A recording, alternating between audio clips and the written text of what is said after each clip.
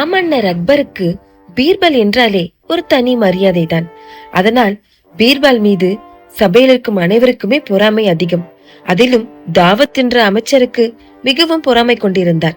அந்த பொறாமையை ஒரு சதியாக மாறியது. அடுத்த நாள் அமைச்சர் தாவூத் அரண்மனைக்கு மிகவும் தாமதமாக வந்தார்.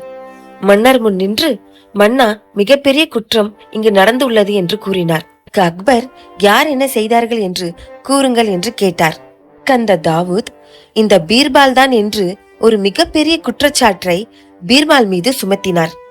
நம் பீர்பாலோ நான் குற்றமற்றவன் மன்னா என்று கூறினார். தாவூத் உடனே பழுக்க காய்ச்சிய இரும்பு கம்பியை அவன் கையில் பிடிக்கட்டும், அவன் சத்தியவான் என்றால் அவனை சுடாது என்றார். கத்தியை கொண்டு வர ஆணையிட்டார்.